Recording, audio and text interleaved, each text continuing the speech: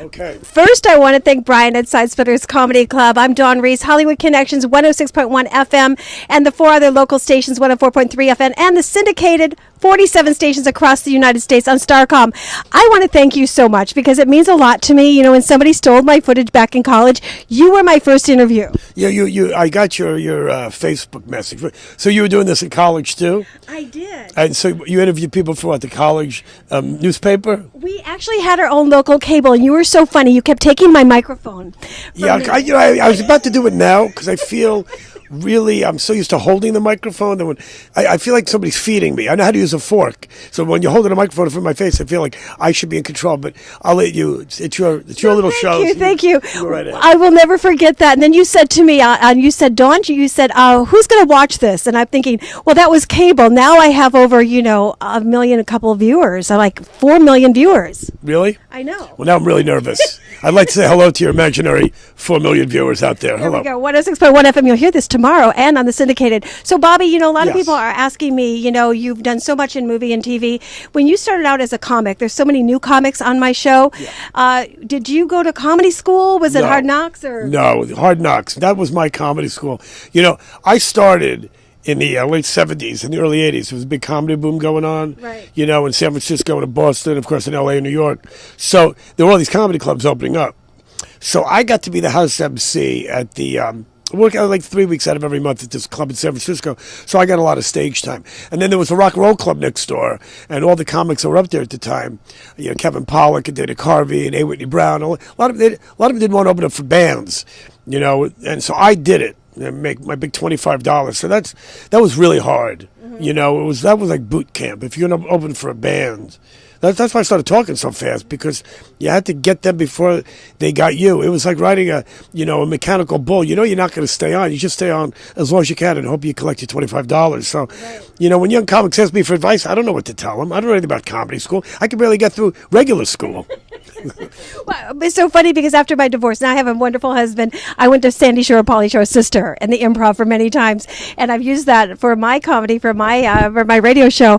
But also too is, how did you get your first agent? How were you discovered? They're asking me. My first agent? Agent. Not Asian, agent. Agent. Well, my first agent. I got a great story about her too.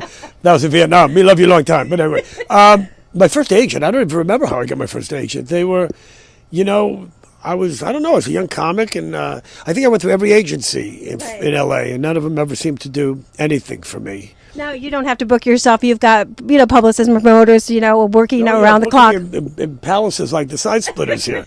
You need a great agent to get you in here. I know. So where do you call home? Where's your home? Los Angeles. That's right. How are the fires? Are you okay out there? No. I know. Well, where I am, it's like I left, came here the other day when the fires were starting, so the one in Ventura was going, and the one in Bel Air was just starting.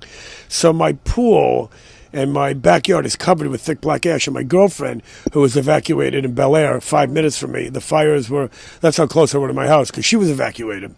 And then she called me this morning complaining how, the windows are black, the pool is black. I said, well, at least you have a pool, and at least you have windows, because a lot of your neighbors don't. So she's very happy about that. But, and now they're in San Diego, the fires, when I was coming to the airport to come to Side Splitters here in Tampa, I was driving down the 405, the freeway with the Bel Air when it first started. It was like 5:45 in the morning. The firefighters weren't on the scene yet. And the mountains, because we drove right by it, like a block. It was right there. And it was so massive. And it hadn't even started yet. And then when I got to the airport, it says on the news, a brush fire. When I think of brush fire, I think you step on it. The Cub Scouts, a little brush fire from roasting marshmallows. You put out with a pan of water. But this thing was enormous. So California is burning like crazy. It's horrible. And the smoke and the pollution. But their license plate is going to be next year. California is still better than Florida. That's what their plate's going to be. I do love L.A. I used to have an office on Hollywood and Vine. It's something all your listeners from Florida. I'm going to move here soon. I'm almost old enough. Well, you're in a voice, from, this, what was it, Family Guy? And I did one episode of it. Don't make it seem like I did all this stuff that I didn't do. Rat Pack movie? All the movies I did, I think I've done 12 to 15 movies. I think my total screen time is like 15 minutes. Well, I have a lot of film directors that watch this. They're major film directors, and so who do they contact? Of course, BobbySlayton.com. You can see all his agents up there. Well, next week you can see me in the new Woody Allen movie, and even Woody got one big long shot of me. He made me learn how to sing a song, and then I'm way in the distance for 5 seconds. So my big Woody Allen film. Okay, what would you like to do that you haven't done yet, Bobby? I'd like to nail Taylor Swift. I asked, right? Taylor, you heard that.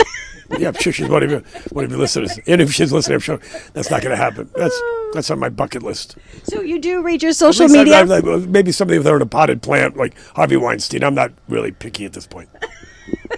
So this is Bobby Slayton, and he's touring around the United States here in Tampa. I'm just excited because this is what I call full circle, and having this interview means a lot to me.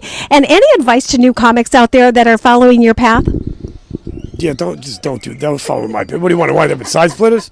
What are you fucking crazy? No, I don't have any advice. Okay, no advice from Bobby Slayton. He's an amazing comic, and we just want to thank him for the quick interview here. And I just and lots of blessings to you and in your career and anything that you want to do in life. And I'll wait for that. I'm 62. That's still good and very young. Yeah. Okay. Yeah, exactly. I agree with you. I'm Dawn Reese, Hollywood Connections. Bobby Slayton. Any last words? I'm not dying. What do you mean, any last words? What am I, my deathbed here? I have to get out to watch him on the show. I can't wait. I have no last words. I get the rest of my voice now from my big show here at Side Splitters. Well, I have an idea. We're going to be right back. I'm Dawn Reese, Hollywood Connections.biz. And can you do me a favor? Can you just say, I'm Bobby Slayton, and you're listening to Hollywood Connections, and I'll say 106.1 FM for my intro for tomorrow? Okay. All right, Bert. You ready? Got it? Hey, I'm Bob. Are you ready? Stop. Oh, wait. Oh, here. Okay. I got to edit that. Let me stop it. Start.